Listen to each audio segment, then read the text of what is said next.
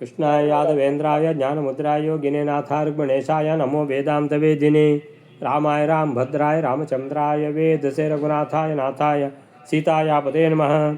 मनोजवं मारुततुल्यवेगं जितेन्द्रियं बुद्धिमतां वरिष्ठं वातात्मजं वानरयोत्तमुख्यं श्रीरामदूतं शरणं प्रपद्ये।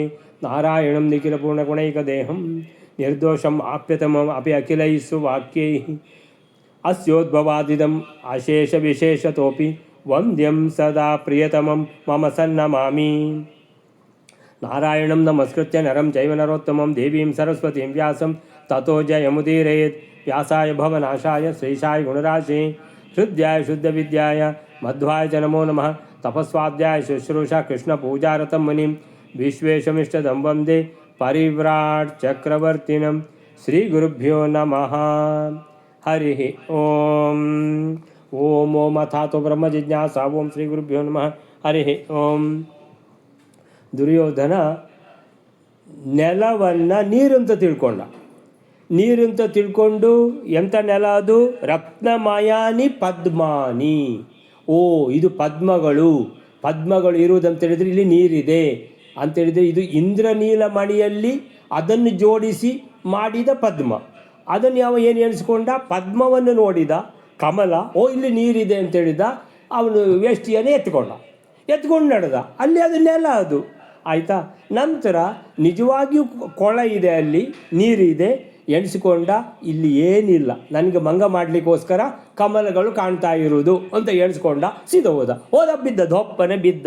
ಸೊ ಈ ಥರ ಏನಂತ ಹೇಳಿದ್ರೆ ದುರ್ಯೋಧನನಿಗೆ ಅಲ್ಲಿ ಯಾವುದು ಮುಖವನ್ನು ಗೋಡೆಗೆ ಹೊಡೆಸಿಕೊಳ್ಳೋದು ಒಂದನೇದ್ದು ಅಂತಾದರೆ, ಎರಡನೇದು ವೇಷ್ಟಿಯನ್ನು ಎತ್ಕೊಂಡು ನಡೆದದ್ದು ಎರಡನೇ ಅವಮಾನ ಅಂತಾದರೆ, ಆಮೇಲಿಂದ ನೀರಿನ ಕೊಳಕ್ಕೆ ಅವನು ಮತ್ತು ಅವರ ತಮ್ಮಂದಿರು ಎಲ್ಲ ಬಿದ್ದರು ಅನ್ನುವಂಥದ್ದು ಮೂರನೇ ಅವಮಾನ ಆಯಿತು. ಆವಾಗ ಏನು ಘಟನೆ ನಡೆಯಿತು ಅಂತ ನೋಡುವ ವೈನರೇ.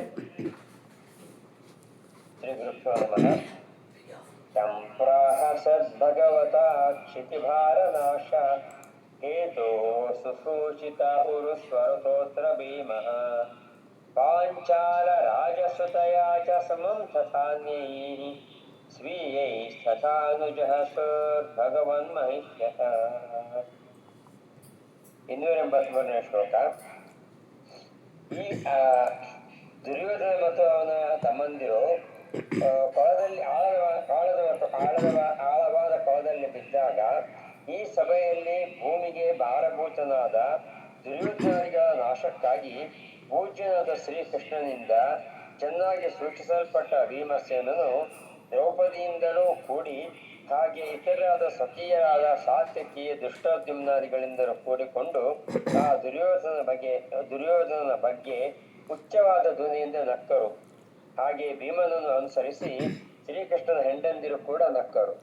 तं प्राहसत् भगवता क्षितिभारनाश हेतो सुसूचित उरुस्वरतोत्र भीमः पाञ्चालराजसुतया च समं तथान्यैः स्वीयैस्तथानु जहसुः भगवन् महिष्यः. ಎಲ್ಲವೂ ಭಗವಂತನ ಲೀಲೆ. ತಂ ಪ್ರಾಹಸತ್, ಈ ದುರ್ಯೋಧನನ ಯಾವಾಗ ಅವನು ದೊಪ್ಪನೆ ಬಿದ್ದನೋ ಆ ನೀರಿನ ಕೊಳಕ್ಕೆ, ಆವಾಗ ಏನಾಯಿತು ಅಂತೇಳಿದರೆ ಪ್ರಾಹಸತ್, ಜೋರಾಗಿ ನಕ್ಕು ಬಿಟ್ಟರು. ಯಾರು? ಭಗವತ ಕ್ಷಿತಿಭಾರ ನಾಶ ಹೇತೋ ಸುಸೂಚಿತ ಉರುಸ್ವರತೋ ಅತ್ರ ಭೀಮಃ.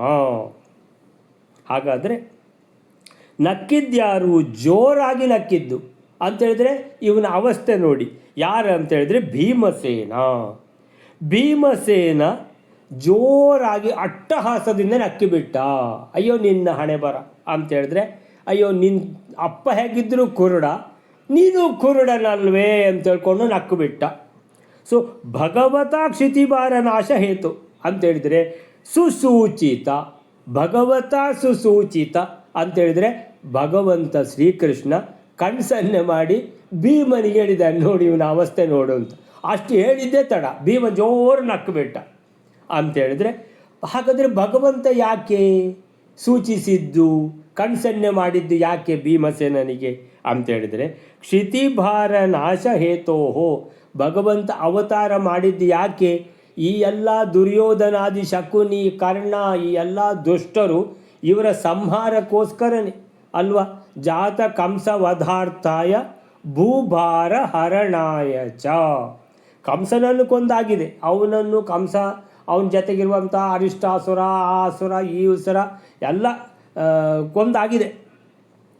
ಆದರೆ ಇವರೆಲ್ಲ ಇದ್ದಾರಲ್ವ, ಮಹಾಕಲಿಯ ಸ್ವರೂಪ ದುರ್ಯೋಧನ ಇವರೆಲ್ಲ ಭಾಳಷ್ಟು ಜನ ಇದ್ದಾರೆ ಈಗ.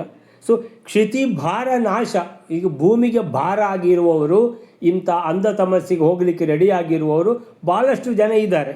ಸೊ ಕ್ಷಿತಿ ಭಾರ, ಈ ಭಾರವನ್ನು ನಾಶ ಮಾಡಬೇಕಲ್ವ, ಕಡಿಮೆ ಮಾಡಬೇಕಲ್ವ ಭಾರವನ್ನು.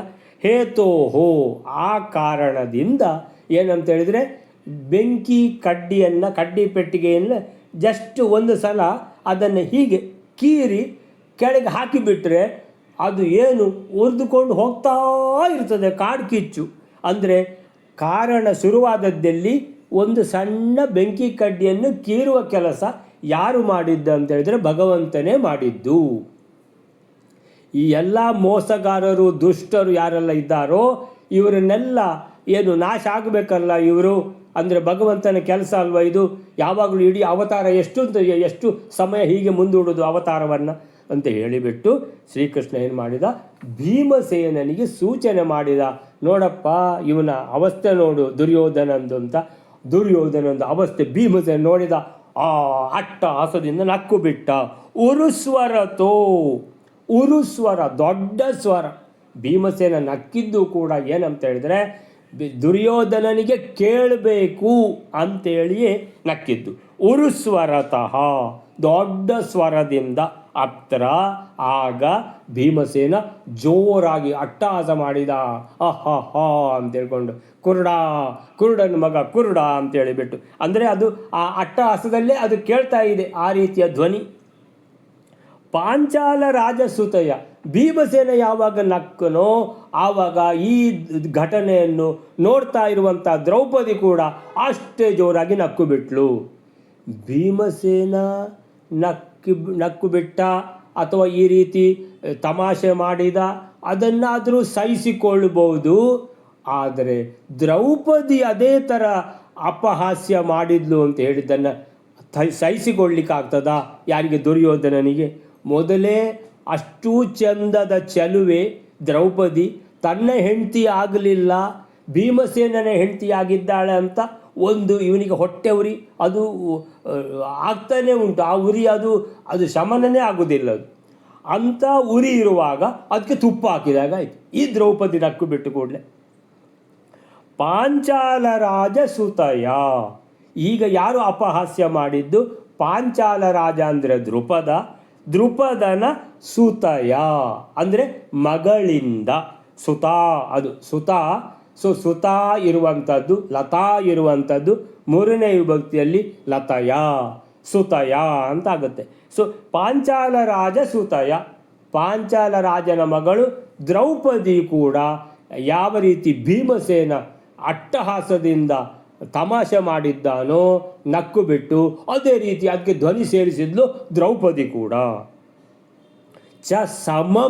ಸಮಂ ಅಂತ ಹೇಳಿದರೆ ಭೀಮಸೇನ ಜೋರಾಗಿ ನಕ್ಕಿದ್ದೋ ದ್ರೌಪದಿ ಜೋರಾಗಿ ನಕ್ಕಿದ್ದೋ ಒಂದೇ ಸಮನೆ ನಕ್ಕಿದ್ದಾರೆ ಅಂತ ಹೇಳಿದರೆ ಇಬ್ಬರು ಜೋರಾಗಿ ನಕ್ಕು ಬಿಟ್ಟಿದ್ದಾರೆ ದುರ್ಯೋಧನನಿಗೆ ಅಂತ ಹೇಳಿದರೆ ಇನ್ನು ಚೂರಿ ಹಾಕಿದಾಗ ಆಯಿತು ಅಂತ ಹೇಳಿದರೆ ಇನ್ನೇನು ಬೇರೆ ಇದಕ್ಕಿಂತ ದೊಡ್ಡ ಒಂದು ಅವಮಾನವೇ ಇಲ್ಲ. ತತ ಅನ್ಯೈಹಿ, ಇದನ್ನು ನೋಡಿದವರು ಬಾಕಿದ್ದವರು ಕೂಡ ಅಂತ ಹೇಳಿದರೆ ಏನು ಇದೆಲ್ಲ ಒಂದು ನಿಮಿಷ ಹೋದ್ಮೇಲೆ 5 ನಿಮಿಷ ಹೋದ್ಮೇಲೆ ಅಲ್ಲ. ಯಾವಾಗ ಭೀಮಸೇನ ನಕ್ಕಿದ್ದಾನೋ ಜೊತೆಗೆ ದ್ರೌಪದಿ ನಕ್ಕು ಬಿಟ್ಲು, ಜೊತೆಗೆ ಎಲ್ಲರೂ. ತತ ಅನ್ಯೈಹಿ ಸ್ವೀಯೈಹಿ, ಎಲ್ಲ ಯಾರೆಲ್ಲ ತನ್ನವರಿದ್ದಾರೋ ಭೀಮಸೇನನ ತನ್ನವರು ಯಾರೆಲ್ಲ ಇದ್ದಾರೋ ಅವರು ಎಲ್ಲ ನಕ್ಕು ಬಿಟ್ಟರು. ತತ ಅನ್ಯೈಹಿ ಸ್ವೀಯೈಹಿ ತಥಾನು. ತಥ ಅಂದರೆ ಹಾಗೇನೆ, ಅನು ಅಂದರೆ ಅನುಸರಿಸಿ ನಕ್ಕರು. ಜಹಸುಹು ಹಸತಿ ಅಂತ ಹೇಳಿದರೆ ನಗುವಂಥದ್ದು. ನಗುದಂತೇಳಿದರೆ ಇದು ಅಪಹಾಸ್ಯ ಮಾಡಿ ನಗುವಂಥದ್ದು. ಇದು ಸಾಮಾನ್ಯದ ನಗುವಲ್ಲ. ಇದು ಜಹಸುಹು ಅಂತ ಹೇಳಿದರೆ ಅಪಹಾಸ್ಯ ಮಾಡಿ ನಕ್ಕರು, ಭೂತಕಾಲ. ಜಹಸುಹು ಭಗವನ್ ಮಹಿಷ್ಯ ಅಂತೇಳಿದರೆ ಇದಕ್ಕೆ ಇನ್ಯಾರು ಧ್ವನಿ ಸೇರಿಸ್ತಾ ಇದ್ದಾರೆ ಯಾರು ಅಂತ ನೋಡಿದರೆ ಭಗವನ್ ಮಹಿಷ್ಯ ಕೃಷ್ಣನ ಎಷ್ಟು ಜನ ಅಷ್ಟ ಮಹಿಷಿಯರು ಬಂದಿದ್ದಾರಲ್ಲ, ರುಕ್ಮಿಣಿ ಸತ್ಯಭಾಮೆ ಸಹಿತ ಜಾಂಬವತಿ ಅವರು ಇವರು ಎಲ್ಲ. ಸೊ ಅವರು ನಗ್ತಾ ಇದ್ದಾರೆ, ಜೋರಾಗಿ ನಗ್ತಾ ಇದ್ದಾರೆ ಎಲ್ಲರೂ. ಭೀಮಸೇನ ಜೋರಾಗಿ ನಗಲಿಕ್ಕೆ ಶುರು ಮಾಡಿದ್ದು ಎಲ್ಲರೂ ಅಂತೇಳಿದರೆ ಅದೇ ಥರ ಧ್ವನಿಯಿಂದ ಜೋರಾಗಿ ನಕ್ಕು ಬಿಟ್ರು ಅಂತ ಹೇಳುವಾಗ ಇವನು ಯಾರನ್ನು ನೋಡಿ ನಕ್ಕಿದ್ದವರು? ದುರ್ಯೋಧನ. ಯಾರಂತ ತಿಳ್ಕೊಂಡಿದ್ದೀರಿ ದುರ್ಯೋಧನ ಅಂತ ಹೇಳಿದರೆ ಹಸ್ತಿನಾವತಿಯ ದೊರೆ. ಹಸ್ತಿನಾವತಿಯ ದೊರೆ ರಾಜ, ಅವನನ್ನು ಕುರಿತು ಈ ರೀತಿ ತಮಾಷೆ ಮಾಡಿದ್ದು ಅಂತ ಹೇಳಿದರೆ ಇದು ಸಾಮಾನ್ಯದ ಘಟನೆ ಅಲ್ಲ, ಮಹಾಭಾರತಕ್ಕೆ ನಾಂದಿ ಆಯಿತು ಅಂತ 283ನೇ ಶ್ಲೋಕಕ್ಕೆ ಏನು ಹೇಳ್ತಾರೆ ಅಂತ ಹೇಳಿದ್ರೆ, ತಂಪ್ರಾಹಸತ್ ಭಗವಂತನಾದ ಶ್ರೀಕೃಷ್ಣನಿಂದ ಭಗವತ ಸುಸೂಚಿತ ನಿಮಿತ್ತವಾಗಿ ಯಾವುದಕ್ಕೆ? ಕ್ಷಿತಿಭಾರ ನಾಶ, ಈ ಭೂಭಾರ ಹರಣ ಆಗಬೇಕಲ್ವ, ಈ ಎಲ್ಲ ದುಷ್ಟರು ರಾಕ್ಷಸರು ಎಲ್ಲ ಸಂಹಾರ ಆಗಬೇಕಲ್ವ, ಅದರ ನಿಮಿತ್ತವಾಗಿ ಸಂಜ್ಞೆ ಮಾಡಿದ್ದಾನೆ. ಯಾರು? ಭಗವಂತ. ಆ ಭಗವಂತ ಸಂಜ್ಞೆ ಮಾಡಿದ ಕೂಡಲೇ ಏನು? ಭಗವತ್ ಕಾರ್ಯ ಸಾಧಕ ಅಂದರೆ ದೇವರದ್ದು ಕೆಲಸ ಮಾಡಿಕೊಡುವುದು ಯಾರು? ವಾಯುದೇವರು. ವಾಯುದೇವರು ಯಾರಿಲ್ಲಿ? ಭೀಮಸೇನ. ಸೊ ಭಗವಂತನ ಸಂಜ್ಞೆಯನ್ನು ಅರ್ಥ ಮಾಡಿಕೊಂಡು ಭೀಮಸೇನ ಅಂತೇಳಿದರೆ ಇದೇನು ಟೈಮ್ ತಗೊಳ್ಳಿಲ್ಲ, ಅವರು ಸನ್ನೆ ಮಾಡಿದ್ದು ಅಂತೇಳಿದರೆ ಇದು ಮೊದಲೇ ನಗು ತಡಿಲಿಕ್ಕೆ ಆಗ್ತಿರ್ಲಿಲ್ಲ, ಜೋರಾಗಿ ನಕ್ಕು ಬಿಟ್ಟ ಭೀಮ ಜೋರಾಗಿ ನಕ್ಕು ಬಿಟ್ಟುಕೊಂಡು ದ್ರೌಪದಿ ನಕ್ಕು ಬಿಟ್ಟಳು. ದ್ರೌಪದಿ ಒಟ್ಟಿಗೆ ಉಳಿದವರು ಎಲ್ಲರೂ ಅಲ್ಲಿ ಯಾರೆಲ್ಲ ಇದ್ದಾರೋ, ಯುಧಿಷ್ಠಿರ, ಸಾತ್ಯಕಿ, ಬಲರಾಮ ಎಲ್ಲ ಯಾರೆಲ್ಲ ಇದ್ದಾರೋ ಎಲ್ಲರೂ ನಕ್ಕು ಬಿಟ್ಟರು. ಅವ್ರ ಜೊತೆಗೆ ಕೃಷ್ಣನ ಅಷ್ಟಮಹಿಷಿಯವರು ಅವರು ನಕ್ಕು ಬಿಡಬೇಕಾ ಅಂತೇಳಿದರೆ ಈ ರೀತಿ ಭಗವಂತ ಕೃಷ್ಣನಿಂದ ಭೂಭಾರ ಹರಣ ಆಗಬೇಕಲ್ವಾ ಅಂತ ಭೀಮಸೇನನ್ನು ನೋಡಿ ಸಂಜ್ಞೆ ಮಾಡಿದಾಗ ಭೀಮಸೇನ ದೊಡ್ಡ ಧ್ವನಿಯಿಂದ ದುರ್ಯೋಧನನನ್ನು ಅಪಹಾಸ ಮಾಡಿ ತಮಾಷೆ ಮಾಡುವುದಂತ ಹೇಳಿದರೆ ಏನದು? ತಮಾಷೆಯಲ್ಲಿ ಎರಡು ತಮಾಷೆ ಇರ್ತದೆ. ಒಂದು ಅವರಿಗೆ ಬೇಜಾರಾಗಬಾರ್ದು ಅಂತ ತಮಾಷೆ ಮಾಡೋದು, ಇದು ಅಲ್ಲ, ಇದು ಬೇಜಾರಾಗಬೇಕು, ನಿನ್ನ ಹಣೆ ಬರ ಅಂತೇಳಿಬಿಟ್ಟು ತಮಾಷೆ ಮಾಡಿದ್ದು, ಇದು ಭಯಂಕರ ತಮಾಷೆ. ಇದು ಈ ರೀತಿ ಅಪಹಾಸ ಮಾಡಿ ನಕ್ಕು ಬಿಟ್ಟರು. ಆ ಭೀಮಸೇನನೊಂದಿಗೆ ದ್ರೌಪದಿಯು ನಕ್ಕು ಬಿಟ್ಲು. ಆ ದ್ರೌಪದಿ ಜೊತೆಗೆ ಎಲ್ಲ ಭೀಮಸೇನನ ಕಡೆಯವರು ಎಲ್ಲರೂ ನಕ್ಕು ಬಿಟ್ಟರು. ಅವ್ರ ಜೊತೆಗೆ ಕೃಷ್ಣ ಪತ್ನಿಯರೂ ನಕ್ಕರು. ನಗೆಪಾಟಲಿನ ಆ ಸಂಗತಿಯನ್ನು ಕಂಡು ಕೃಷ್ಣ ಭೀಮಸೇನನಿಗೆ ಸಂಜ್ಞೆ ಮಾಡಿದ. ಅದನ್ನು ಗ್ರಹಿಸಿದ ಭೀಮ ಎಲ್ಲರಿಗೂ ಕೇಳುವಂತೆ ಜೋರಾಗಿ ತಮಾಷೆ ಮಾಡಿಕೊಂಡು ಅಂತೇಳಿದರೆ ಅವಮಾನ ಮಾಡಬೇಕಂತೇಳಿಯೇ ನಕ್ಕಿದ್ದು. ಅದನ್ನು ಅನುಸರಿಸಿ ದ್ರೌಪದಿ ನಕ್ಕಳು. ಅದರಂತೆ ಕೃಷ್ಣ ಪತ್ನಿಯರ ಗುಂಪು ಸಹ. ಹಿಂದೆ ಹೇಳಿದಂತೆ ಮಯನಿಂದ ನಿರ್ಮಿತವಾದದ್ದ ವಿಚಿತ್ರ ಸಭೆ ಅದು. ಅದರಲ್ಲಿ ಒಳಗಿಂದ ಕುಳಿತವರಿಗೆ ಹೊರಗಿಂದ ಏನೆಲ್ಲ ಆಗ್ತದ ಎಲ್ಲ ದೃಷ್ಟವು ಸ್ಪಷ್ಟವಾಗಿ ಕಾಣ್ತಾ ಇತ್ತು. ಆದ್ದರಿಂದಲೇ ಏನಂತೇಳಿದರೆ ಒಳಗಿನ ಧ್ವನಿ ಕೂಡ ಹೊರಗೆ ಕೇಳ್ತಾ ಇತ್ತು. ಯಾರು? ಭೀಮಸೇನ ಎಲ್ಲಿದ್ದಾನೆ? ಒಳಗೆ ಕೂತಿದ್ದು. ಕೃಷ್ಣ ಎಲ್ಲಿರುವುದು? ಒಳಗೆ ಕೂತಿದ್ದು. ಇವರೆಲ್ಲ ಇರುವುದೆಲ್ಲಿ? ಹೊರಗೆ. ಸೊ ಇದು ಹಾಗಾದರೆ ಒಳಗಿಂದ ಆಗುವಂಥದ್ದೆಲ್ಲ ಹೊರಗೆ ಕಾಣ್ತದೆ, ಹೊರಗಿಂದ ಆಗುವಂಥದ್ದೆಲ್ಲ ಒಳಗೆ ಕಾಣ್ತದೆ. ಒಳಗಿನ ಧ್ವನಿಗಳು ಹೊರಗೆ ಕೇಳ್ತದೆ, ಹೊರಗಿನ ಧ್ವನಿಗಳು ಒಳಗೆ ಕೇಳ್ತದೆ. ಅಂತಹ ಅರೇಂಜ್ಮೆಂಟು. ಸೊ ಇಂತಹ ಅರೇಂಜ್ಮೆಂಟ್ನಲ್ಲಿ ಏನಾಯಿತು? ಸಖತ್ತಾಗಿ ಅವಮಾನ ಆಯಿತು ದುರ್ಯೋಧನನಿಗೆ. ಹೀಗಾಗಿ ಆ ಕೌರವರ ಅವಿವೇಕ ಅವರಿಗೆಲ್ಲ ಕಣ್ಣಾರೆ ಕಾಣುವಂತಾಗಿತ್ತು. ಈ ರೀತಿ ತಮಾಷೆ ಮಾಡಿ ಅವಮಾನ ಮಾಡಿಬಿಟ್ರು ಅಂತೇಳಿದರೆ ತಿರಸ್ಕಾರ ಪೂರ್ಣವಾಗಿ ಅವಮಾನ ಮಾಡಿದ್ದು ದುರ್ಯೋಧನನಿಗೆ. ಹೀಗೆ ಈ ಅಪಹಾಸ್ಯ ಪ್ರಸಂಗವನ್ನು ಕಂಡು ನಗುವಾಗ ಕೂಡ ಭೀಮಸೇನ ಕೃಷ್ಣನ ಆದೇಶವನ್ನು ಪಾಲಿಸುವ ಮೂಲಕ ಶುದ್ಧ ಭಾಗವತ ಧರ್ಮ, ದೇವರ ಕೆಲಸ ಮಾಡ್ತಾ ಇರುವುದೇ ವಾಯುದೇವರ ಕೆಲಸ. ದೇವರು ಯಾರು? ಭಗವಂತ. ಭಗವಂತ ಯಾವುದು? ಅದು ಯಾವುದಾದ್ರು ಪ್ರಥಮೋ ಹನುಮನ್ ನಾಮ, ದ್ವಿತೀಯೋ ಭೀಮ ಏವಚ, ಪೂರ್ಣಪ್ರಜ್ಞ ತೃತೀಯಸ್ತು. 3 ಅವತಾರದಲ್ಲಿ ಭಗವತ್ ಕಾರ್ಯ ಸಾಧಕ. ಭಗವಂತನಿಗೆ ಏನು ಕೆಲಸ ಆಗಬೇಕೋ ಅದನ್ನು ಸಾಧಿಸಿ ತೋರಿಸಿದವರು ಯಾರು? ಹನುಮಂತ ಆಮೇಲಿಂದ ಭೀಮಸೇನ, ಆಮೇಲಿಂದ ಮಧ್ವಾಚಾರ್ಯರು. ಹೀಗೆ ಶುದ್ಧ ಭಾಗವತ ಧರ್ಮರಥ ಭೀಮಸೇನ ಅನ್ನುವುದನ್ನು ಪುನಃ ನಿರೂಪಿಸಿದ. ಕೃಷ್ಣ ಹಾಗೆ ಸಂಜ್ಞೆ ನೀಡಿದ್ದು ಮುಂದೆ ಅದು ಭೂಭಾರಹರಣ ಕಾರ್ಯಕ್ಕೆ ನಾಂದಿಯಾಗಲಿ ಎಂಬ ಉದ್ದೇಶದಿಂದಲೇ ಕೃಷ್ಣ ಸಂಜ್ಞೆ ಮಾಡಿದ. ಅದು ನಾಂದಿಯೇ ಆಯಿತು. ಸ್ಪಷ್ಟವಾಗಿ ಭಾಗವತದಲ್ಲಿ ಇದು ನಿರೂಪಿತ ಆಗಿದೆ. ಅಂಥೇಳಿದರೆ ಮಹಾಭಾರತಕ್ಕೆ ಇದೇ ನಾಂದಿ. ಅಂಥೇಳಿದರೆ ದುರ್ಯೋಧನನಿಗೆ ಮೊದಲೇ ಹೊಟ್ಟೆ ಉರಿದು ಹೋಗಿತ್ತು. ಅವರ ವೈಭವ, ಅವರಿಗಾದ ತೃಪ್ತಿ, ಇದನ್ನೆಲ್ಲ ನೋಡಿ ಇಂತಹ ಅವರಿಗೆ ಕೀರ್ತಿ ಬರುವಂತಹ ಯಶಸ್ಸು ಸಿಕ್ಕಿತು. ರಾಜಸೂಯ ಯಾಗ ಸಮೇತ ಮಹಾ ಅಶ್ವಮೇಧ ಯಾಗ ಅಂತೇಳಿದರೆ ಇಡೀ ವಿಶ್ವವೇ ಅಂತೇಳಿದರೆ ಭಾಗವಹಿಸಿದ ಆ ರಾಜಸೂಯ ಯಾಗ, ಅದರ ಯಶಸ್ಸನ್ನು ನೋಡಿ ಹೊಟ್ಟೆ ಉರಿದು ಹೋಗಿದೆ. ಈ ಅವಮಾನವನ್ನಂಥದ್ದು ಆ ಹೊಟ್ಟೆ ಊರಿಗೆ ಸಖತ್ತಾಗಿ ತುಪ್ಪ ಸುರಿದಾಗಾಗಿ ಬೆಂಕಿ ಅನ್ನುವಂಥದ್ದು ಆಕಾಶದವರೆಗೆ ಹರಡಿತು ಅನ್ನುವಂಥದ್ದು. ಹೀಗೆ ಈ ಇಂದ್ರಪ್ರಸ್ಥ ದೇವಶಿಲ್ಪಿ ವಿಶ್ವಕರ್ಮನ ನಿರ್ಮಾಣವಾದರೆ, ಈ ಸಭಾಮಂಟಪ ದೈತ್ಯಶಿಲ್ಪಿಯಾದ ಮಯಾಸುರನ ನಿರ್ಮಾಣ. ಹೀಗೆ ಇಬ್ಬರೂ ಕೂಡ ಅದ್ಭುತ ಶಿಲ್ಪ ಕೌಶಲಕ್ಕೆ ಹೆಸರಾದವರು ಅಂತ ಹೇಳುವಂಥದ್ದು. ಹೀಗೆ ಈಗ ಈ ದುರ್ಯೋಧನನಿಗೆ ಆದ ಅವಮಾನ ಇದು ಏನಾಗ್ತದೆ ಅಂತ ಮುಂದೆ ನೋಡುವ. ಮೈಲಾರೆ ಮಂದಸ್ಮಿತೇನ ವಿಲಸದ್ವದನೇಂದು ಬಿಂಬೋ ನಾರಾಯಣಸ್ತು ಮುಖಮೀಕ್ಷ್ಯ ಮರುಸ್ಥುತಸ್ಯ ನೋವಾಚ ಕಿಂಚಿದ ಧರ್ಮಸುತೋ ನಿವಾರ್ಯ ಪ್ರಾಸ್ತ ಪ್ರಯದ್ವಸನಮಾಲ್ಯ ವಿಲೇಪನಾನಿ. 284 ಶ್ಲೋಕ. ಈ ಚಂದ್ರಮಂಡಲದಂತೆ ನಿರ್ದುಷ್ಟವಾದ ಹಾಗೂ ಪ್ರಕಾಶಮಾನವಾದ ಮುಖವುಳ್ಳ ಶ್ರೀಕೃಷ್ಣನಾದರೂ ಮಂದಹಾಸದಿಂದ ಜೋರಾಗಿ ನಕ್ಕ ಭೀಮಸೇನನ ಮುಖವನ್ನು ನೋಡಿ ಏನೂ ಹೇಳಲಿಲ್ಲ. ಆಮೇಲೆ ಧರ್ಮರಾಜನು ಅಟ್ಟಹಾಸವನ್ನು ತಡೆದು ನೀರಿನಲ್ಲಿ ಬಿದ್ದಿರತಕ್ಕಂತಹ ದುರ್ಯೋಧನಾದಿಗಳಿಗೆ ಉಡುವುದಕ್ಕಾಗಿ ಉತ್ತರೀಯಾದಿಗಳಿಗಾಗಿಯೂ ವಸ್ತ್ರಗಳು, ಪುಷ್ಪಗಳು, ಗಂಧಗಳು ಇವುಗಳನ್ನು ದುರ್ಯೋಧನಾದಿಗಳಿಗೆ ಕಳುಹಿಸಿಕೊಡುತ್ತಾನೆ. ಮಂದಸ್ಮಿತೇನ ವಿಲಸತ್ ವದನೇಂದು ಬಿಂಬೋ ನಾರಾಯಣಸ್ತು ಮುಖಂ ಈಕ್ಷ್ಯ ಮರುತ್ಸುತಸ್ಯ ನೋವಾಚ ಕಿಂಚಿದ್ ಅಥ ಧರ್ಮಸುತೋ ನಿವಾರ್ಯ ಪ್ರಾಸ್ತಾಪಯತ್ ವಸನಮಾಲ್ಯ ವಿಲೇಪನಾನಿ.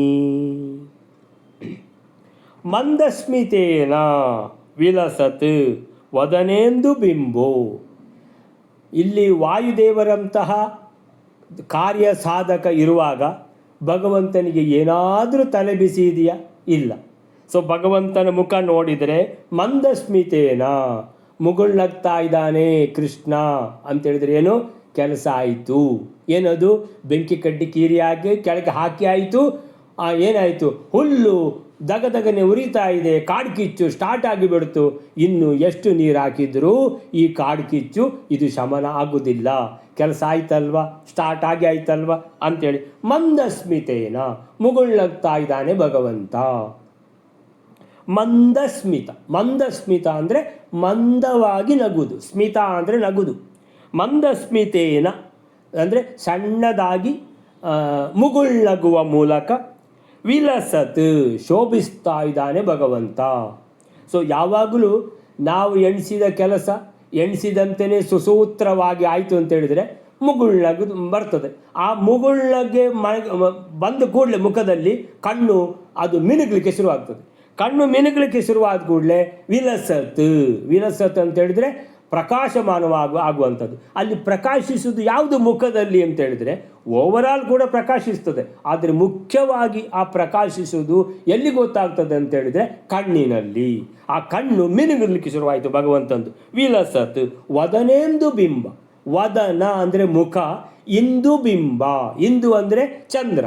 ಚಂದ್ರನ ಬಿಂಬ ಶರತ್ಕಾಲದ ಹುಣ್ಣಿಮೆಯ ಚಂದ್ರ ಅಂದರೆ ಅತ್ಯಂತ ಪ್ರಕಾಶಮಾನವಾಗಿರುವಂಥ ಚಂದ್ರ ಅಂದರೆ ಅದು ಶರತ್ಕಾಲದ ಹುಣ್ಣಿಮೆ, ಶರತ್ ಋತುವಿನ ಹುಣ್ಣಿಮೆನೇ ಆಗಬೇಕು. ಅಂದರೆ ಆವಾಗ ಮೋಡದ್ದು ಲೇಷ ಮಾತ್ರವೂ ಇರುವುದಿಲ್ಲ. ಮೋಡ ಇದ್ದರೆ ಚಂದ್ರನ ಪ್ರಕಾಶ ಪೂರ್ತಿ ಇರುವುದಿಲ್ಲ.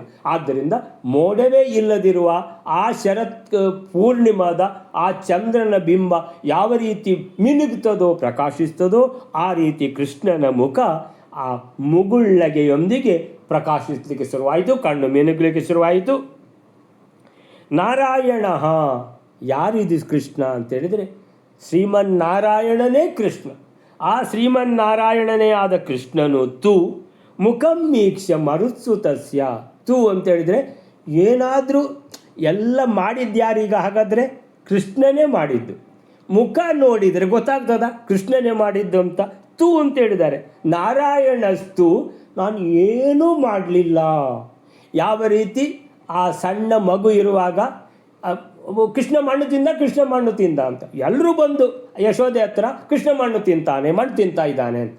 ಯಶೋದೆ ಹೋದ್ಲು ಕೋಲು ಹಿಡ್ಕೊಂಡು ಹೋಗಿ ಏನೋ ಗದರಿಸಿದ್ಲು. ಮಣ್ಣು ತಿಂತೀಯ ನೀನು? ಇಲ್ಲ. ಹೇಳ್ತಾನೆ, ನಾನು ಮಣ್ಣು ತಿಂದೇ ಇಲ್ಲ, ನಾನು ಮಣ್ಣು ತಿಂದಿಲ್ಲ. ಸುಳ್ಳು ಹೇಳ್ತೀಯನೋ ನೀನು ಅಂತ ಹೇಳಿದ್ರೆ, ನೋಡಕ್ಕೆ ನೀನೇ ನೋಡು ಅಂತ ಹೇಳ್ಕೊಂಡು ಬಾಯಿ ಅಂತ ಹೇಳಿದಾಗ ಯಶೋದೆ ನೋಡಿದ್ಲು, ಇಡೀ ಪ್ರಪಂಚನೇ ಇದೆ ಅದರಲ್ಲಿ. ಅಯ್ಯೋ, ಇದು ಆಶ್ಚರ್ಯ ಆಗೋಯ್ತು ಯಶೋದೆಗೆ. ಇದು ಏನು ನೋಡ್ತಾ ಇದ್ದೇನೆ ಅಂತೇಳಿದರೆ ಎಲ್ಲ ಕಾಣ್ತಾ ಇದೆ, 14 ಲೋಕಗಳು ಕಾಣ್ತಾ ಇದೆ. ಅದು 14 ಲೋಕಗಳ ಅಲ್ಲಿ ಭೂಲೋಕವು ಬಂದುಬಿಡ್ತು. ಆ ಭೂಲೋಕದಲ್ಲಿ ವ್ರಜಭೂಮಿಯು ಬಂತು, ಅದರಲ್ಲಿ ಯಶೋದೆದ್ದು ಮನೆ ಕೂಡ ಬಂತು. ಅರೆ, ಯಶೋದೆನೂ ಕಾಣಿಸ್ತಾ ಇದ್ದಾಳೆ, ಶ್ರೀಕೃಷ್ಣನು ಕಾಣಿಸ್ತಾ ಇದ್ದಾನೆ, ಆಟ ಆಡ್ತಾ ಇದ್ದಾನೆ. ಎಲ್ಲ ಕಂಡದ್ದಲ್ಲಿ ಈ ಬಾಯಿಯೊಳಗೆ ಇಡೀ ಪ್ರಪಂಚನೇ ತೋರಿಸಿಬಿಟ್ಟ ಕೃಷ್ಣ. ಅಂಥ ಕೃಷ್ಣ ಅಂತೇಳಿದ್ರೆ ಏನು ಹೇಳಿದ್ದವ? ನಾನು ಏನೂ ಮಾಡಲಿಲ್ಲ, ನಾನು ಮಣ್ಣು ತಿಂದೇ ಇಲ್ಲ ಅಂತ. ಇಂಥ ಕೃಷ್ಣ ಅಂತೇಳಿದ್ರೆ ಏನದು? ಇಡೀ ಸೂತ್ರಧಾರ ಅಂತೇಳಿದ್ರೆ ನಾವೆಲ್ಲ ಗೊಂಬೆಗಳು. ಸೂತ್ರಧಾರ ಯಾರು ಅಂದರೆ ಕೃಷ್ಣ. ಈ ಕೃಷ್ಣನ ಮುಖ ನೋಡಿದರೆ ನಾರಾಯಣನಾದರೂ ಏನು ಮುಖಮ್ಮೀಕ್ಷ ಮರುತ್ಸುತಸ್ಯ. ನಾರಾಯಣ ಮೆಲ್ಲಕ್ಕೆ ಕೃಷ್ಣ ಮರುತ್ಸುತ ಭೀಮಸೇನ ಅಂದರೆ ವಾಯುಪುತ್ರ ಭೀಮಸೇನನ ಮುಖಂ ಈಕ್ಷ್ಯ, ಮುಖವನ್ನೇ ನೋಡ್ತಾ ಇದ್ದಾನೆ. ಭೀಮಸೇನ, ಕೆಲಸ ಆಯ್ತಪ್ಪ ಅಂತ ಹೇಳಿದ್ರೆ, ನೀನು ಭೀಮಸೇನ ನೀನಿರುವಾಗ ನನಗೆ ಏನಾದರೂ ತಲೆ ಬಿಸಿ ಇದೆಯಾ ಭೀಮಸೇನ? ಅಂದರೆ ಎಲ್ಲ ಮಾಡ್ಕೊಂಡು ಹೋಗ್ತೀಯಲ್ಲಪ್ಪ ನೀನು. ಮಹಾಭಾರತದಲ್ಲಿ ನೀನೆ, ರಾಮಾಯಣದಲ್ಲಿ ಆಂಜನೇಯ, ವೇದವ್ಯಾಸ ಅವತಾರದಲ್ಲಿ ಮಧ್ವಾಚಾರ್ಯರು. ತಲೆ ಬಿಸಿ ಇದೆಯಾ? ಏನು ದೇವರಿಗೆ ಯಾವ ತಲೆ ಬಿಸಿನೂ ಇಲ್ಲ. ಸೊ ಈ ರೀತಿ ಇನ್ನು ಕೇಳುರ್ಯಾ? ಸೊ ಸೊ ಮರುತ್ಸುತಸ್ಯ. ಸೊ ನಾರಾಯಣಸ್ತು ಮುಖಂ ಈಕ್ಷ ಮರುತ್ಸುತಸ್ಯ.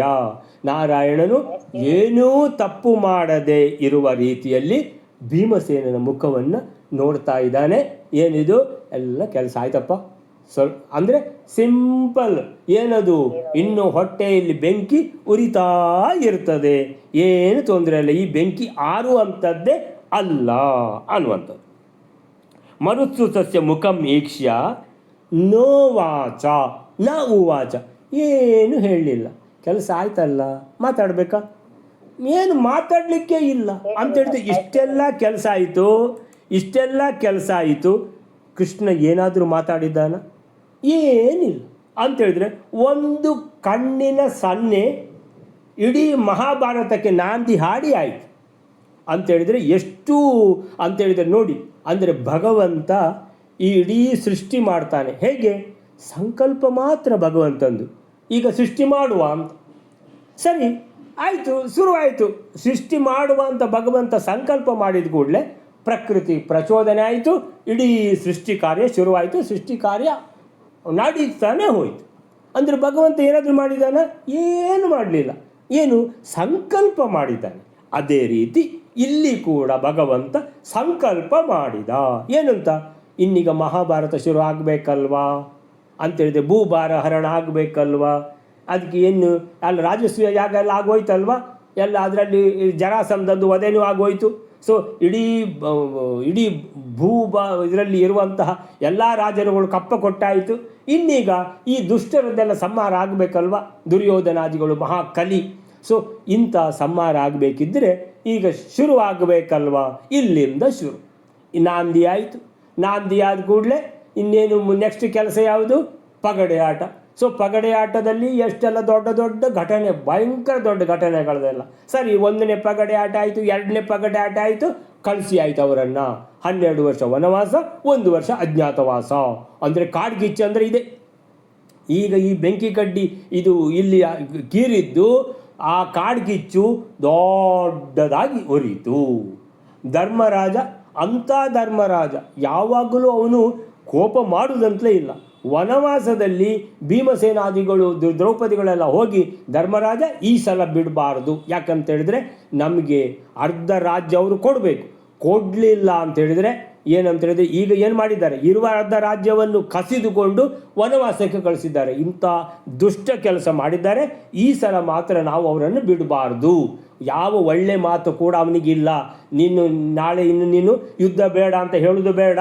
ಅಯ್ಯಯ್ಯೋ ಅವರು ನಮ್ಮ ತಮ್ಮಂದಿರಪ್ಪ, ನಾವು ಯುದ್ಧ ಮಾಡೋದು ಬೇಡ, ಒಳ್ಳೆ ರೀತಿಯಲ್ಲಿರುವ. ಒಳ್ಳೆ ರೀತಿಯಲ್ಲಿ ಅಂತ ಹೇಳಿದರೆ ಅವರು ರಾಜ ಸಿಂಹಾಸನದಲ್ಲಿ ಕೂತ್ಕೊಂಡು ರಾಜಾಟಿಗೆ ಮಾಡಬೇಕು, ಇವರು ಭಿಕ್ಷೆ ಬೇಡಬೇಕಾ ಪಾಂಡವರು ಅಂತೇಳಿದರೆ ಧರ್ಮರಾಜನಿಗೆ ಉಪದೇಶ ಅವರು ಮಾಡಿದರು. ಧರ್ಮರಾಜ ಕೂಡ ಹೌದು ಅಂತ ಹೇಳಿದರು. ಹೌದು, ಈ ಸಲ ಬಿಡಬಾರ್ದು, ಅವರನ್ನು ಬಿಡಲಿಕ್ಕಿಲ್ಲ. ಯಾರು ಏನು ಹೇಳಿದರೂ ಬಿಡಲಿಕ್ಕಿಲ್ಲ. ಅಂದರೆ ನಾವು ಭಿಕ್ಷೆ ಬೇಡಬೇಕು, ಅವರು ರಾಜಾಟಿಗೆ ಮಾಡಬೇಕಾ, ಆಗೋದಿಲ್ಲ ಅಂಥದ್ದು. ಸೊ ಇದಕ್ಕೆಲ್ಲ ಅಂತೇಳಿದರೆ ಮೂಲ ಕಾರಣ ಏನು, ಭೂಭಾರ ಹರಣ ಆಗಬೇಕು ಅನ್ನುವಂಥ ಕೃಷ್ಣನ ಸಂಕಲ್ಪ. ಸೊ ಹೀಗೆ ನೋವಾಚ ಕಿಂಚಿತ್, ಭೀಮಸೇನನ ಮುಖ ನೋಡಿದ್ದು ಕೃಷ್ಣ ಅಷ್ಟೇ ಅಂತೇಳಿದರೆ ಕೆಲಸ ಆಯ್ತಲ್ವ. ಮುಗುಳ್ನಗು ಮುಖದಲ್ಲಿ ಶರತ್ಕಾಲದ ಚಂದ್ರ ಬಿಂಬ ಯಾವ ರೀತಿ ಮಿನುಗ್ತಾ ಇದೆಯೋ ಆ ರೀತಿ ಮುಖ ಮಿನುಗ್ತಾ ಇದೆ, ಕಣ್ಣು ಹೊಳಿತಾ ಇದೆ. ನಾರಾಯಣ ಭೀಮಸೇನನ ಮುಖಂ ಈಕ್ಷ್ಯ, ಮುಖವನ್ನು ನೋಡಿ ನೋವಾಚ, ಏನು ಹೇಳಲಿಲ್ಲ, ಕಿಂಚಿತ್ ಕೂಡ ಹೇಳಲಿಲ್ಲ. ಆಗ ಯಾರು ಧರ್ಮರಾಜ, ನಗ್ಬೇಡ್ರಪ್ಪ. ಯಾರಿಗೆ? ಭೀಮಸೇನಾದಿಗಳು ನಕ್ರಲ್ವಾ. ಭೀಮಸೇನ ನಕ್ಕ, ಅವನ ಜೊತೆಗೆ ದ್ರೌಪದಿ, ಅವನ ಜೊತೆಗೆ ಕೃಷ್ಣನ ಮೈಸಿಯರು, ಆಮೇಲೆ ಸಾತ್ಯಕಿ, ಆಮೇಲೆ ದೃಷ್ಟದ್ಯುಮ್ನ ಎಲ್ಲ ನಕ್ಕು ಬಿಟ್ಟಿದ್ದಾರೆ ಅಂತೇಳಿದ್ರು. ಇಂಥ ಅವಮಾನ ದುರ್ಯೋಧನಿಗೆ ಮಾಡಿದ್ರು ಇವರು ನಗುವ ಮುಖಾಂತರ. ಧರ್ಮರಾಜ ಹೇಳ್ತಾ ಇದ್ದಾನೆ, ನಗಬೇಡಿ ಪಾಪ ಅವನು ರಾಜ ಇದಕ್ಕೆ ಕೊಳಕ್ಕೆ ಬಿದ್ದಿದ್ದಾನೆ, ನೀರಿನ ಸರೋವರಕ್ಕೆ ಬಿದ್ದಿದ್ದಾನೆ, ನೀವೆಲ್ಲ ನಗ್ತೀರಲ್ವ, ಏನಿದು? ಧರ್ಮಸುತೋ ನಿವಾರ್ಯ, ಧರ್ಮರಾಜನು ನಿವಾರ್ಯ ಅಂದರೆ ಅವರನ್ನೆಲ್ಲ ತಡೆದ. ಯಾರು ನಗಬೇಡಿ, ಇದು ಒಳ್ಳೆಯದಲ್ಲ, ನಗಬಾರ್ದು ಅಂತೇಳಿ ನಿವಾರ್ಯ. ಪ್ರಾಸ್ತಾಪಯತ್, ಕರ್ದ ಯಮವು, ಯಾರವರು? ನಕುಲ ಸಹದೇವರನ್ನು ಕರೆಸಿಬಿಟ್ಟು ಅವರಿಗೆ ಪ್ರಾಸ್ತಾಪಯತ್ ಕಳಿಸಿದ. ಯಾರಿದೆ, ಎಷ್ಟು ಜನಿದ್ದಾರೆ ಅಲ್ಲಿ ಅಂತೇಳಿದರೆ ದುರ್ಯೋಧನ, ಶಕುನಿ, ಕರ್ಣ, ಅವನ ತಮ್ಮಂದಿರು, ಅಯ್ಯೋ 10-12 ಜನ ಇದ್ದಾರಾ. ಸೊ ಅವರಿಗೆ ವಸನ ಮಾಲ್ಯ ವಿಲೇಪನಾನಿ, ಅವ್ರಿಗೆ ಹಚ್ಕೊಳ್ಳಿಕ್ಕೆ ಗಂಧ ಕೊಡ್ರಪ್ಪ. ಆಮೇಲಿಂದ ಮಾಲೆ ಅವರಿಗೆ, ಯಾವ ರಾಜರುಗಳು ಅವರೆಲ್ಲ ಅಂತೇಳಿದರೆ ಇಲ್ಲೆಲ್ಲ ಇದಾಗಿದೆ ಅಂತ ತಿಳ್ಕೊಂಡು ಏನು ವಸನ ಅಂತೇಳಿದರೆ ಎಲ್ಲ ಹೊಸ ವಸ್ತ್ರಗಳು, ಧೋತಿ ಎಲ್ಲ ಕಳಿಸಿಬಿಟ್ಟು ಆಮೇಲಿಂದ ಹೂಮಾಲೆ, ಆಮೇಲಿಂದ ಗಂಧ ಎನ್ನೆಲ್ಲ ಹಚ್ಚಿಕೊಂಡು ಅಂತೇಳಿದರೆ ಮತ್ತೆ ಫ್ರೆಶ್ ಅಂತೇಳಿದರೆ ಪುನಃ ರಾಜಕುಮಾರ ಅಂದರೆ ರಾಜ ಅಂದರೆ ರಾಜನೇ. ಪುನಃ ಅವನನ್ನು ಈಗ ಅವನೇನಾಗಿದ್ದಾನೆ, ಇದಕ್ಕೆ ನೀರಿನ ಕೊಳಕ್ಕೆ ಬಿದ್ದು ಇಡೀ ಮೈಯಲ್ಲಿ ಕೆಸರಾಗಿ ಅವನು ಭಿಕ್ಷುಕನಾಗಿದ್ದಾನೆ. ಆ ಭಿಕ್ಷುಕನನ್ನು ಯಾರನ್ನು, ದುರ್ಯೋಧನಾದಿಗಳನ್ನು, ಆ ಭಿಕ್ಷುಕರನ್ನು ಮತ್ತೆ ಅವರನ್ನು ರಾಜರುಗಳನ್ನಾಗಿ ಮಾಡಿದ. ಯಾರು? ಧರ್ಮರಾಜ. ಸೊ ಧರ್ಮರಾಜ ಅಂದರೆ ಅವನು ಒಂದು ಧರ್ಮಕ್ಕೆ ಅವನು ಒಂದು ಸಂಕೇತ ಅವನು. ಸೊ ಹೀಗಿರುವಾಗ ಮಂದಸ್ಮಿತೇನ, ಮಂದಹಾಸದಿಂದ ಶೋಭಿಸುವ ಮುಖವೆಂಬ ಚಂದ್ರಬಿಂಬನಿಂದ ಕೂಡಿದ ಶ್ರೀಕೃಷ್ಣನ ಮುಖ ಹೇಗಿದೆ? ಚಂದ್ರಬಿಂಬದಾಗಿದೆ, ಮಂದಹಾಸ ಬಂದಿದೆ, ಕೆಲಸ ಆಗಿದೆ, ಶೋಭಿಸ್ತಾ ಇದೆ, ಕಣ್ಣುಗಳು ಮಿನುಗ್ತಾ ಇವೆ ಅಂತ ಶ್ರೀಕೃಷ್ಣ ಶ್ರೀಮನ್ನಾರಾಯಣ ಅವನು ನೋಡಿದ ಭೀಮನ ಮುಖ. ಭೀಮ ನೀನಿರುವಾಗ ಏನು ತಲೆ ಬಿಸಿ ಇಲ್ಲಲ್ಲ ಅಂತ. ಮತ್ತು ಏನಾದರೂ ಹೇಳಿದ್ನ ಭೀಮಸೇನಿಗೆ ಶಬಾಸ್ ಅಂತ? ಏನಿಲ್ಲ, ಏನು ಹೇಳೋದು ಕೇಳೋದು ಏನಿಲ್ಲ, ಏನನ್ನು ನುಡಿಯಲಿಲ್ಲ. ನೋವಾಚ ಕಿಂಚಿತ್ ನೋವಾಚ, ಏನು ಮಾತಾಡಲಿಲ್ಲ. ಅಷ್ಟಾಗುವಾಗ ಧರ್ಮರಾಜ ಅವ್ರನ್ನೆಲ್ಲ ತಡೆದು, ಅಯ್ಯೋ ನಗಬೇಡಿಯಪ್ಪ ಅಂತ ಹೇಳಿಬಿಟ್ಟು ದುರ್ಯೋಧನ ಮೊದಲಾದವರಿಗೆ ವಸ್ತ್ರ, ಮಾಲ್ಯ ಅಂದರೆ ಹಾರ, ಆಮೇಲೆ ಹಚ್ಚಿಕೊಳ್ಳಿಕ್ಕೆ ಗಂಧ ಎಲ್ಲ ಕಳಿಸಿದ. ಗಂಧ, ಚಂದನ ಎಲ್ಲ ಕಳಿಸಿಕೊಟ್ಟ. ಸೊ ಹೀಗೆ ಕೃಷ್ಣನು ಆ ಪ್ರಸಂಗದಲ್ಲಿ ತಾನು ಮಾತ್ರ ನಗದೆ, ತಾನು ಪೂರ್ತಿ ಸುಭಗ. ಯಾರು? ಕೃಷ್ಣ. ತಂದು ಕೆಲಸ ಮಾಡಿಸೋದು ಮಾತ್ರ. ವಾಯುದೇವರು ಇರುವುದು ಯಾತಕ್ಕೆ ಭೀಮಸೇನ ಇರುವಾಗ? ಕೃಷ್ಣನಿಗೇನಾದರೂ ಮಾಡಬೇಕಂತ ಇದೆಯಾ? ಇಲ್ಲ. ತಾನು ಒಂದು ಚೂರು ನಗದೆ ಮಂದಹಾಸವನ್ನು ಬೀರಿದ. ಭೀಮಸೇನನ್ನು ನೋಡುತ್ತಾ ಭೀಮಸೇನನ ಕಾರ್ಯವನ್ನು ತಾನು ಮೆಚ್ಚಿದ್ದನ್ನು ಆ ಮಂದಹಾಸದಲ್ಲೇ ಸೂಚಿಸಿದ. ಧರ್ಮರಾಜ ತನ್ನ ಕರ್ತವ್ಯವನ್ನು ಅರಿತು ತತ್ಕ್ಷಣವೇ ದುರ್ಯೋಧನಾದಿಗಳಿಗೆ ನೀರಿನಲ್ಲಿ ಬಿದ್ದ ಆ ಭಿಕ್ಷುಕರಿಗೆ ಬೇರೆ ವಸ್ತ್ರ, ಗಂಧ, ಚಂದನ, ಆಮೇಲೆ ಹೂಮಾಲೆ ಎಲ್ಲವನ್ನು ಕಳಿಸಿದ. ಈ ರೀತಿ ಮಹಾಭಾರತದಲ್ಲಿ ಇದು ಕೃಷ್ಣ ದ್ವಾರಕೆಗೆ ತೆರಳಿದ ಮೇಲೆ ನಡೆದ ಘಟನೆ ಅಂತ ಹೇಳಿದರೆ, ಅದನ್ನು ಮಧ್ವಾಚಾರ್ಯರು ಬಾಕಿ ಎಲ್ಲ ಗ್ರಂಥಗಳನ್ನು ನೋಡಿ, ಭಾಗವತ ಅದಿದೆಲ್ಲ ಎಲ್ಲ ಗ್ರಂಥಗಳನ್ನು ಅವರು ಇದು ಮಾಡಿದ್ದಾರೆ, ವಿಮರ್ಶೆ ಮಾಡಿದ್ದಾರೆ. ವಿಮರ್ಶೆ ಮಾಡಿದ ಮೇಲೆ ಬರೆದಿದ್ದಾರೆ, ಇದು ಅಂತ ಹೇಳಿದರೆ ಕೃಷ್ಣ ದ್ವಾರಕ್ಕೆ ಹೋದ ಮೇಲೆ ನಡೆದ ಸಂಗತಿಯಲ್ಲ, ಕೃಷ್ಣನ ಎದುರೇ ಕೃಷ್ಣನೇ ಸೂಚಿಸಿ ಮಾಡಿಸಿದ ಘಟನೆ ಅಂತ ಸರಿಯಾಗಿ ನಿರ್ಣಯ ಕೊಟ್ಟಿದ್ದಾರೆ. ಹಾಗೆ ಭಾಗವತದಲ್ಲಿ ಸ್ಪಷ್ಟವಾಗಿ ಕೃಷ್ಣ ಸಭೆಯಲ್ಲಿ ಮಂಡಿಸಿದ್ದಾಗಲೇ ಇದು ನಡೆದದ್ದು ಅಂತ ಇದೆ. ಹಾಗೆ ಮತ್ತೆ ಮಹಾಭಾರತದಲ್ಲಿ ಮುಂದಿಂದ ಹಾಗೆ ಬಂದಿದೆ. ಆಚಾರ್ಯರು ಸಮಗ್ರ ವಿವರಣೆಯನ್ನು ಈಗಾಗಲೇ ನೀಡಿದ್ದಾರೆ. ಈ ರೀತಿ ಕಾಲ ವ್ಯತ್ಯಾಸ ಅನ್ನುವಂಥದ್ದು ಬೇರೆ ಬೇರೆ ಗ್ರಂಥಗಳಲ್ಲಿದೆ. ಮಹಾಭಾರತ ತಾತ್ಪರ್ಯ ನಿರ್ಣಯದ ಮುಖಾಂತರ ನಿರ್ಣಯ ಕೊಟ್ಟಿದ್ದಾರೆ ಮಧ್ವಾಚಾರ್ಯರು. ನಮಗೆ ಮಧ್ವಾಚಾರ್ಯರು ಏನು ನಿರ್ಣಯ ಕೊಟ್ಟರೋ, ಮಧ್ವಾಚಾರ್ಯರು ಏನು ನಮಗೆ ಮಾರ್ಗದರ್ಶನ ನಮಗೆ ಕೊಟ್ಟಿದ್ದಾರೋ ಆ ಮಾರ್ಗದಲ್ಲಿ ನಡೆದರೆ ಮೋಕ್ಷ ಅನ್ನುವಂಥದ್ದು ಖಂಡಿತ ಅನ್ನುವಂಥದ್ದು. ಆ ರೀತಿಯಲ್ಲಿ ನಾವು ಮಹಾ ಪುಣ್ಯವಂತರು ಅಂತ ಹೇಳ್ತಾ ಇವತ್ತಿನ ನಿಲ್ಲಿಸ್ಕೊಳ್ಳೋಣ. ಶ್ರೀಕೃಷ್ಣ ಅರ್ಪಣೆ ಮತ್ತು